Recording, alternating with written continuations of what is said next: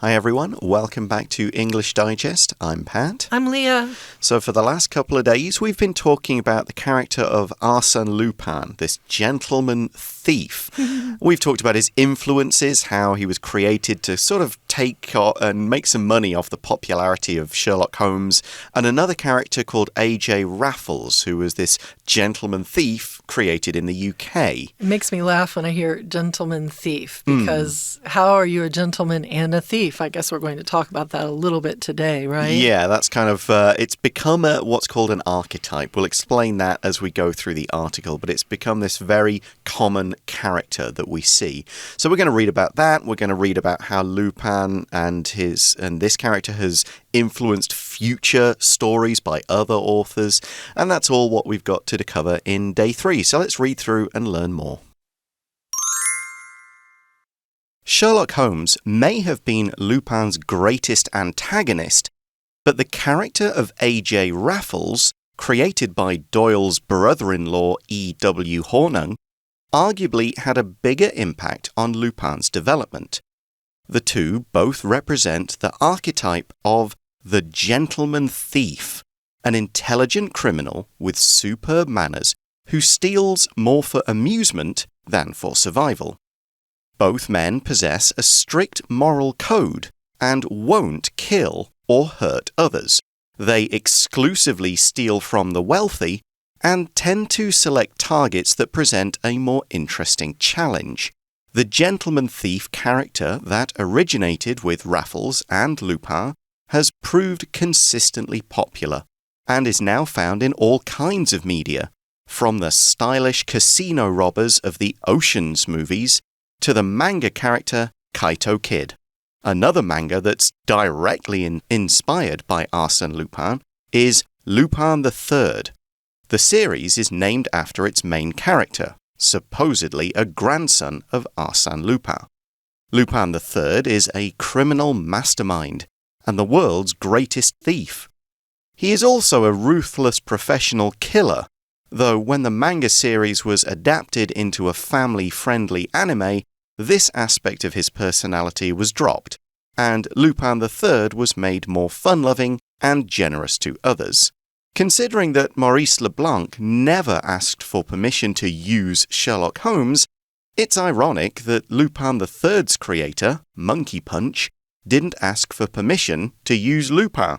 Representatives of Leblanc's literary estate did attempt legal action, but Japan didn't enforce certain copyrights for a while, and by the time it did, Lupin had entered the public domain. Perhaps it's just fate that a certain amount of creative borrowing took place to bring both of these well-known gentleman thieves to life. All right, we're kicking in with day 3, and we see Sherlock Holmes may have been Lupin's greatest antagonist, but the character of A.J. Raffles, created by Doyle's brother-in-law E.W. Hornung, arguably had a bigger impact on Lupin's development. Long sentence, a lot of information. Let's just break it up just a little bit. So Sherlock Holmes was Lupin's greatest antagonist, the one who went against him, right? You can antagonize somebody as a verb, and that means that you're going against them and probably almost bullying them. You can physically antagonize someone. You can mentally antagonize someone, which is an aggressive action. So as an antagonist, it means that you are their opposite. You are the one that goes against them and kind of fits on a perfect skill level, right? We know Sherlock Holmes and Lupin are supposed to be of an equal skill level, good and bad. But the character of A.J. Raffles, well, he is a little bit more important in Lupin's development, arguably, which means that people have discussed it and argued this point being that Sherlock Holmes was great and everything, but A.J. Raffles, he was much more important for Lupin. Yeah, in terms of what the character ended up being. Just another mention on the word antagonist. The opposite is protagonist. Yes. Yeah, so protagonist is basically the hero of the story, and the antagonist is the villain of the story. Perfect. It's a very simple way to look at it. Yep. So this character, A.J. Raffles, was created by Doyle's brother-in-law, Conan Doyle, the creator of Sherlock Holmes. So his brother-in-law started writing these stories about Raffles, and Conan Doyle actually was like, yeah, I like it. He wasn't like, Raffles has got a lot in common with Holmes. He's very smart, and he's a master of disguise. But in this case, Conan Doyle was like, no, you're my brother-in-law, you're writing these good stories, you're not directly stealing anything from me, so go ahead. I think you could make a success out of this. I've got a random side note that I read about, which is that Raffles has a sidekick as well, and that is Bunny Manders, I think his name is. And there was a researcher who said that, if you remember, we talked about Oscar Wilde before. There's a researcher who said that A.J. Raffles and Bunny Manders are kind of based on Oscar Wilde and his partner, Lord Alfred Douglas, I think it is. So it's kind of an interesting link to something we talked about a few months ago with Oscar Wilde. So Hornan created this character, and Raffles is a gentleman thief. A gentleman thief. The two both represent the archetype of the gentleman thief. And a gentleman thief, as the article says, is an intelligent criminal with superb manners who steals more for amusement than for survival.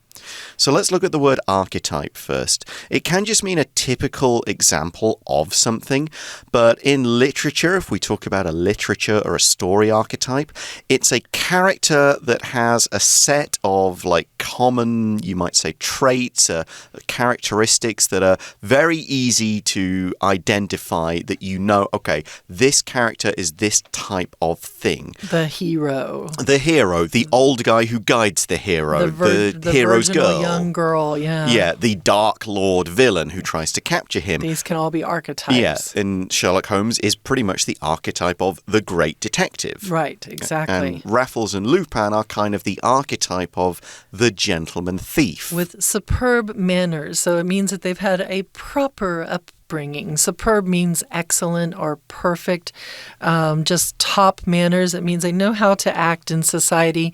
They know how to blend in high society. And these kinds of characters, these gentlemen thieves, they steal more for amusement, so for fun, right, to entertain themselves than for survival. They don't need the money. They're just doing this to play around. And I have to do another aside to a movie that is probably not the best movie ever, but I really like it for a couple of things in it, called Plunkett and McLean, where you get Johnny Lee Miller, who was married to Angelina Jolie and played Sherlock Holmes before and was in Trainspotting, and Robert Carlyle, who was the villain in Bond movies and was in Trainspotting and has been in a lot of things. And these two guys try to turn themselves into gentlemen thieves. And one of my favorite parts of the movie is when they go and attack a carriage and a Frenchman comes out, and because they are gentlemen thieves, they're supposed to be able to speak French, of course, because these are part of the superb manners you have. And so I think it's Johnny Lee Miller tries to speak French, and the Frenchman says, "Stop, you can murder me, but don't murder my language." And it's just the best line ever in a movie, anyway. Gentlemen thieves. Yeah, so these gentlemen thieves, they would rob from the rich. We'll mention that in a moment. Both men, so Lupin and Raffles, possess a strict moral code and won't kill or hurt others. So they're not like hard criminals. Bad yeah, guys. going to shoot up a bank, and if someone gets in the way, they'll plug them with their gun and kill them and to get them out of the way. They won't hurt people. They have a strict moral code. A code in this case it's your guiding thing of this is right, this is wrong, and I will follow this. This is telling me what I should do morally, what is good and what is bad every step of the way. And it's a strict code. So Raffles has these rules that he lives by, like, I'm not going to steal from these kind of people. I'm only going to steal from, people who aren't very nice to others. I won't steal from kind people who give to charity. I'll only steal if it's a challenge. I'm not going to take the easy stuff. The fact that you're saying you're stating these things, you could almost imagine he has a list written down where he has all of his rules.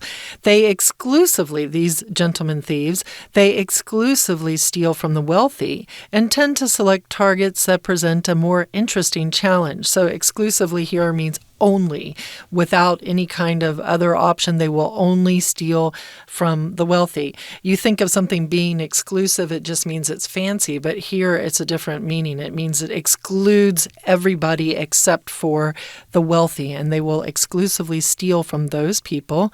And yeah, they look for the folks who are a little bit more interesting, and of course that writes out as a good story. If you have a more difficult person to steal from, then of course you're going to have a much more interesting story to read, right? It's not just the guy that you met on the street and you're like, hey, come have a drink with me, and you steal from him. It's not, that'd be boring. No, it's the one who says, no thief will ever break into my heavily guarded mansion and steal my famous painting. Ocean's 11, right? Yeah. You got that kind of guy. Nobody will ever steal from me. Yeah, and we'll kind of come back to the Ocean's 11 in a moment, because we see the gentleman thief character that originated with Raffles and Lupin has proved consistently popular and is now found in all kinds of media, from the stylish casino robbers of the Ocean's 11 movies, or Ocean's movies, to the manga character Kaito Kid. So Raffles and Lupin, they were the origin of the gentleman thief character. It hadn't really existed. There'd been sort of hints. Sherlock Holmes did occasionally burgle to get evidence from people, and there were other characters in the past who would steal, like there were stories about criminals and how good they were, but they weren't really gentlemen in the same way as these two, Raffles and Lupin. So they were the origin. They solidified the character, the archetype, right? Yeah, this is when this character, this is the time period, these are the characters that really made this gentleman thief something that everybody knew about. And it proved popular. People love reading these kind of thief stories. And so they're now found in media. Yeah, people like these stories. They want to read about kind of people who break the law, but they do it for the right reasons in the good way, like and they're Robin not really Hood. Bad guys, right? Yeah, they have a code. They don't kill. They don't hurt. They don't, make victims of innocent people. They're funny oftentimes as well. Great right? manners, good wit. When you get into the stylish casino robbers of the Ocean's movies, it's constantly a banter back and forth with different members of the group. They're always making jokes and everything's very funny. Casino robbers, so robbers of casinos, people who go in and steal money from a casino. You can imagine a casino, a place where you go for gambling, has to have quite a lot of money on hand because they have to pay out money. They also win a lot of money, and they have to store it somewhere. So it would be a great place to rob, to steal money from, right? If you're a robber, someone who steals money. As we talked about before, we had the burglar. This is a robber. That doesn't necessarily mean a private residence that you're stealing from, but a robber might go into a casino, into a public place and go and rob something. And you can imagine a casino has got a lot of security up to protect itself from being robbed. Yeah, so these guys are stylish. They wear nice suits, they talk well, they look cool. That's why people like these characters. And Raffles and Lupin, they dressed well, they wore suits, they went to fancy places and ate good food. Probably. Yeah. So that's one example of why and those movies were recent, in the last 10, 20 years. Yeah. Ocean's 11, 12, 13, Ocean's 8, the remake. And then there's another gentleman thief here, the manga character Kaito Kid. Manga, of course, is the Japanese form of comic book. It's the manga is the comic book version rather than any animated cartoon version. And Kaito Kid is along the same line of this gentleman thief. Now, we're going to take a short break here. We'll talk a bit more about another kind of manga that's based on Lupin in a moment, but right now we're going to listen to our Chinese teacher. 听众朋友大家好，我是安娜。我们从前天开始带大家看了一个亚森罗平的经典故事，然后昨天我们说亚森罗平啊，这个作者 Lupin 其实当时是受到杂志社的编辑的委托，希望能够创造出一个这样的角色，有点类似像福尔摩斯啦，或者是像 A+ Raffles 这样冒险故事这些绅士窃贼的角色。那角色创造出来之后呢，因为在亚森罗平的故事当中，有时候会出现福尔摩斯这个角色，所以好像亚森罗平一出版之后呢，就非常的 popular， 非常的受欢迎。那我们今天呢，再来仔细看一下这个亚森罗平的故事有没有去影响到后面其他的作品呢？其实是有的哦。不过我们回归到文章啊，第一段告诉我们就是说，福尔摩斯当然经常出现在亚森罗平一系列故事当中啦，但是这个道尔啊，这个道尔的妹婿呢，他创造出来的另外一个 A.J. Raffles 其实对亚森罗平这角色的发展很大，因为他们都是属于很经典的 gentleman thief， 也就是绅士窃贼。什么是绅士窃贼呢？就是智慧型的犯罪，也就是他们的礼仪出色，而且他们的偷窃主要是为了消遣，而不是为了偷东西生存哦。我们在第一段呢，有看到4个关系子句，这4个关系子句第一个就出现在第一句。第一句是什么的关系子句呢？它是个简化的关系子句，逗点之后的 created 前面可以插入 who was， 当然这个 who 指的就是 A.J. Raffles 这个角色咯。那接下来的第2个关系子句呢，就出现在第2句的地方。第2句是一个限定用法关系子句，这里就比较好找了，从 who 一直到句尾可以左右括号起来。但是其实这个 who 啊，指涉的是比较前面的一点点的字，其实关键就是 criminal 罪犯。那当然先行词 criminal 后面带的是 with superb manners， 所以其实画起来的话是破折号一直到 manners， 这整个地方都可以说是 who 的一个先行词。那第3个关系子句呢，就出现在第4句。第4句的关系子句从逗点之后 target 之后的 that 这个地方到句尾，那 that 代替的是前面的 targets。 这个目标怎样呢？ That present a more interesting challenge。 偷窃主要是为了消遣哦，而不是为了生存。当然最后面呢，第5句这个地方就出现了我们刚刚说的第4个关系子句。那先行词就是前面的主词 the gentleman thief character， 关系子句从 that 一直到 Lupin 这个地方可以左右括号。所以不管说是这个 Raffles 或者是 Lupin， 不管说是这一个莱佛士啦，或者是亚森罗平啦，像这种绅士窃贼这种角色大家都很喜欢。影响到后面有哪些作品呢？比如说像瞒天过海一系列的电影，甚至像是漫画角色我们知道很熟悉的这个怪盗基德，其实都是受到亚森罗平作品的影响哦。All right, guys, we're going to take a break for just a moment, and then we'll be right back with you.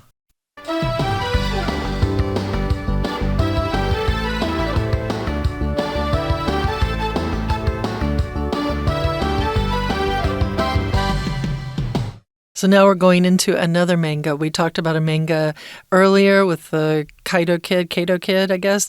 And now we've got another manga that's directly inspired by Arsène Lupin is Lupin III. Okay, that doesn't give us a whole lot of information that we can kind of describe more to you. So let's move directly into the second sentence here. It says the series is named after its main character, Lupin, supposedly a grandson of Arsène Lupin, sorry.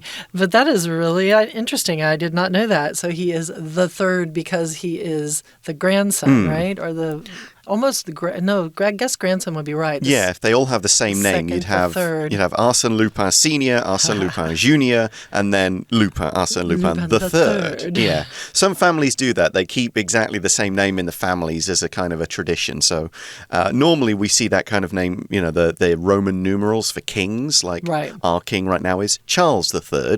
Because, Henry VIII. Yeah, it's the third king called Charles. But it's not necessarily always the case that it was his name that he was born with. It was his regal name that he is given upon becoming king. Yeah, exactly. So this is a manga series, so it's not just a single one-off comic. It's a bunch of comics about the same character and his adventures that are published, once every couple of months, once every year, however it is published. It's just a running set of stories featuring the same character or characters and their adventures. And supposedly, right? Supposedly he's the grandson of Arsène Lupin. Why do they use the word supposedly? Well, it's assumed, but it's not definitely the case.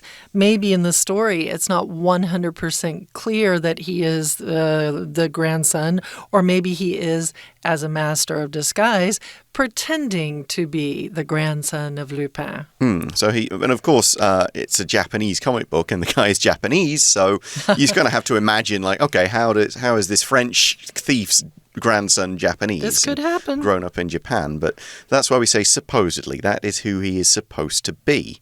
So Lupin III is a criminal mastermind and the world's greatest thief. Dun, dun, dun, yep, new so thief. Sounds like Lupin. So he's a mastermind. So that means he's incredibly intelligent when it comes to planning crimes. If you're the mastermind behind something, you're the guy with the plan. You have the strategy, you know what you're going to do and how you're going to do it, and you've planned every detail of this whole thing.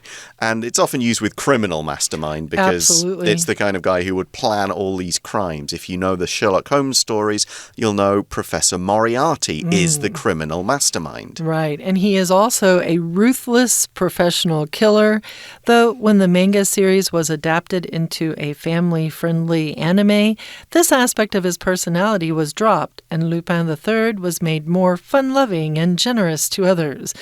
That seems like a very big change in character that we've got here. So he starts out as a ruthless professional killer. If you're ruthless, it means you have absolutely no heart, that's stopping you from doing things that are quite evil or painful or despicable in terms of like being able to kill somebody for money. That's a professional killer. So if you're ruthless, you have no sentiment or any, emotional consideration for that person you're about to kill.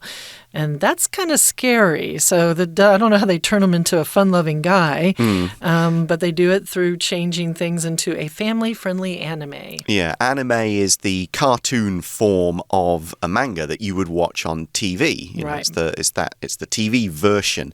So we use anime for that, manga for the comic book. So I guess the creators just decided, okay, let's make an anime, but we need to sell a lot of these to TV networks, so we can't have it all be dark and with ruthless killers. So let's make it a fun, friendly kind of criminals having funny adventures kind of stories. So we'll change this guy's personality. This aspect, this part of him, this being a ruthless killer was dropped. It was removed. He is no longer a killer in the cartoon version. You know what's really fascinating with this whole Lupin personality archetype permeation is that it's all been created to make the biggest amount of financial impact. So, I mean, they're changing him from this ruthless killer, which might have worked for a whole bunch of people who like their mangas and they want this dark, scary guy. But as they move it into anime, they're like, we need to make more money off of this. It's interesting the way the financial pull really changes a character or develops a character. Now, you might remember yesterday we talked about LeBlanc, the creator of Lupin originally, putting Sherlock Holmes in a bunch of his stories, again, to make a bit more money. So the next paragraph kind of goes into this a bit more and says, considering that Maurice LeBlanc never asked for permission to use Sherlock Holmes, it's ironic that Lupin III's creator, Monkey Punch, which is his kind of publishing name, of course, didn't ask for permission to use Lupin. It was just like, okay, this is a cool idea. I'll steal it. I'm just going to do it just the same way you did. So it's ironic. It's kind of humorous in that kind of strange way. Yeah, exactly. Yeah, and it's ironic because it's kind of, okay, this guy did it, and so this guy has it done to him. There we go. It's contrary to what you might expect people to ask for permission, but they don't, and this happens in a funny way. And once again, just like with Sir Arthur Conan Doyle's attorneys, representatives of LeBlanc's literary estate did attempt legal action, but Japan didn't enforce certain copyrights for a while, and by the time it did, Lupin had entered the public domain. That one's kind of interesting. So once again, representatives of LeBlanc's literary estate, that's probably lawyers. His literary estate would be the works of literature that he has put together over the years and that have been passed down over, into his family, into his descendants, right? Estate here not meaning a physical building, it's his literary works. Yeah, it's all the kind of things he wrote, the characters he created, the copyrights he had, any notes, maps, original manuscripts he did. Things that would make money probably, right? But because it also includes film rights and translation rights. And so if you want to use that, you have to get permission. and the literary estate and the representatives are the people who make sure that nobody's stealing this stuff. And if they do try to, then they will attempt legal action. So they'll try to take them to court and say, hey, you owe us money. But Japan didn't enforce those copyrights or certain copyrights. So it didn't say, yes, we're absolutely going to follow what you have said. And enforce here means to... Well, actually, I don't know a good way to describe enforce. To make sure a law happens, really. To force it, right? There is a law and you make sure people follow it. That is enforcing the law. So, and then they didn't do that in Japan for a while. And by the time they did, hey, too bad. This is in public domain. So guess what? Lupin, what happened originally with Lupin and Sherlock Holmes, it turned the tables and it happened to Lupin instead. Yeah, and that's why we conclude the article by saying, perhaps it's just fate that a certain amount of creative borrowing took place to bring both of these well-known gentlemen thieves to life. So creative borrowing is in inverted commas. It's in quote marks to show that what we really mean is theft. Stealing. It is straight up theft. But which would be the perfect thing for a master thief to do. And but of that's course, what we're talking about here. A gentleman thief wouldn't say, oh, I stole it. He'd say, I just took it from him. He wasn't using it. Borrowed it. I don't believe he was busy using it at that moment. I'll just creatively borrow this car. So it's kind of funny that all these stories are about well-mannered thieves, and to bring them to the page, a lot of thieving took place. Yeah, I actually really like the irony of this, as we mentioned earlier. It is very funny in a strange kind of like, ha-ha, what sort of way. Yeah, that so many thieves were the result of so much thievery. Yeah, it was a bit of fun to end things up, because that does bring us to the end of our article. We're going to hand over to our Chinese teacher one more time, and then we'll be back to wrap things up. 还有一个呢，则是漫画的鲁邦三世。那鲁邦三世这一系列啊，主要就是用这个角色来命名。鲁邦三世据说呢是亚森罗平他的孙子哦，他是一个犯罪大师，也是世界上最伟大的窃贼之一了。不过他是一个很冷酷的杀手。可是当鲁邦三世被制作成动画的时候，因为适合全家观看，那么他的职业杀手这个特色就被去除掉，然后呢就把它改成比较爱好乐趣啦，然后这个慷慨于人啊，这些特点。不过在这里我们要来看一下，在文章第二段的地方，这第二段的第四句从 he 这边开始，我们要特别抓出来看，因为这个句子看起来很长。那很长的原因是什么呢？我们先简化一下，从前面开始看， He is also a ruthless professional killer， 他是一个冷酷的职业杀手。逗点之后的 though， 虽然如何，那虽然后面这个让步子句就很长了，我们先从 when 一直到最句尾的 others 这个地方，至少要先认知出虽然有另外一个状况。那这个状况很长耶，这个状况是从 though 后面开始， when 代表一个时间，当被改编成合家可以欣赏的 anime 逗点动画的时候， this aspect 这个面向，也就是杀人这个面向 was dropped 就被丢弃，逗点 and 而带了另外一个结果，这个鲁邦三世呢就被创造成为另外一个角色。好，所以这句话如果真的看不懂的话，主要的原因是因为它这个 though 后面的让步子句有一点长。好，那接下来我们就最后看到啦，我们昨天有说这个像亚森罗平啦，还有福尔摩斯，其实他们这个创作的年限都已经超过50年，所以是没有所谓的版权。但是呢，鲁邦三世当时很特别，鲁邦三世的创作作者这个日本人啊，他当时也没有请求这个亚森罗平作者 LeBlanc 的使用许可，就把他的角色放进来。当然这个 LeBlanc 文学遗产的代表当时曾经试图采取一些法律行动，那后来就刚好过了50年，也就变成亚森罗平后来也进入公共领域，也没有所谓的版权。好，所以很特别哦。那现在呢，大家其实可以在各种不同的创作当中都可以看到这些经典的代表。不过我们最后面啊，还是要看一下最后一段第3段这个地方，第3段的第3句，也就是文章的最后一句 Perhaps it's just fate. That 一直到句尾，你大概会想说，哦，这边有一个关系子句，没有其实这里的 that 是一个无意义的连接词，这个连接词后面加的是完整的子句哦。句子本来其实很短 ，Perhaps it's just fate， 或许这就是命运吧。